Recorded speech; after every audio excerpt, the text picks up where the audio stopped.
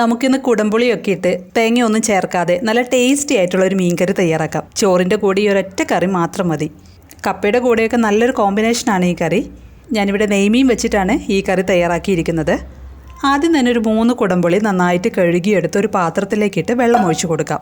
മീൻകറി വെക്കാൻ ആവശ്യമായിട്ടുള്ള വെള്ളം ഒഴിച്ചു കൊടുക്കണം.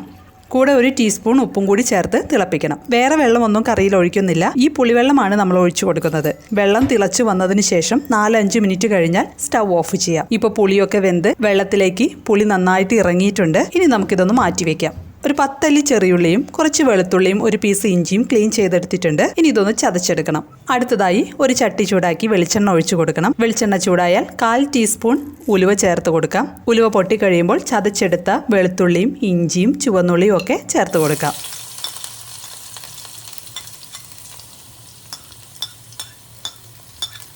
കൂടെ ഒരു തണ്ട് കറിവേപ്പില കൂടി ചേർത്ത് വഴറ്റിയെടുക്കണം.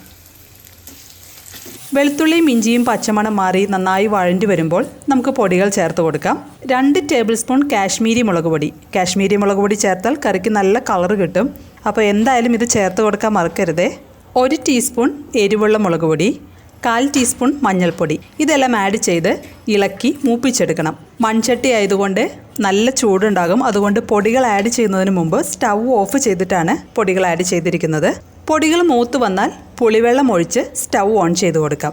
പുളി ഞാനിവിടെ ആഡ് ചെയ്യുന്നില്ല. പുളി കുറവ് തോന്നുകയാണെങ്കിൽ നമുക്ക് ചേർത്ത് കൊടുത്താൽ മതി. വെള്ളത്തിലേക്ക് നന്നായിട്ട് പുളി ഇറങ്ങിയിട്ടുണ്ട്. 1 ടീസ്പൂൺ ഉപ്പ് കൂടി ചേർത്ത് കൊടുക്കാം. ഇപ്പോൾ കറി നന്നായിട്ട് തിളയ്ക്കുന്നുണ്ട്. ഇനി നമുക്ക് മീൻ കഷ്ണങ്ങൾ ആഡ് ചെയ്യാം. ഞാനിവിടെ എടുത്തിരിക്കുന്നത് നെയ്മീനാണ്. ഏത് മീൻ വേണമെങ്കിലും നമുക്ക് ഉപയോഗിക്കാം. 350 ഗ്രാം മീൻ എടുത്തിട്ടുണ്ട്.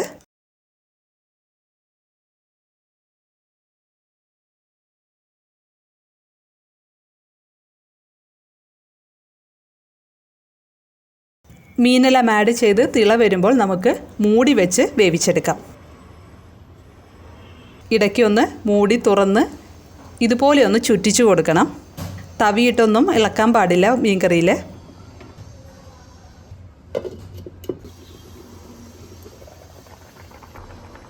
ചാറൊക്കെ കുറുകി മീൻ കഷ്ണങ്ങൾ വെന്ത് വന്നിട്ടുണ്ട്. ഈ പാകത്തിൽ സ്റ്റൗ ഓഫ് ചെയ്യാം. തണുക്കുമ്പോൾ ഒന്നുകൂടി കുറുകി വരും. മൺചട്ടി ആയതുകൊണ്ട് കുറച്ച് സമയത്തേക്ക് നല്ല ചൂട് നിൽക്കും. ഇനി ഒരു തണ്ട് കറിവേപ്പില കൂടി ചേർത്ത് കറി മൂടി വയ്ക്കാം. മീൻ കറി റെഡി ആയിട്ടുണ്ട്. 1 മണിക്കൂർ കഴിഞ്ഞപ്പോൾ കറി ഈ പരുവമായിട്ടുണ്ട്. നന്നായിട്ട് കുറുകി വന്നിട്ടുണ്ട്. ഒരു പ്രാവശ്യമെങ്കിലും ഒന്ന് തയ്യാറാക്കി നോക്കി അഭിപ്രായങ്ങളും നിർദ്ദേശങ്ങളും കമൻറ്റ് ചെയ്യണം.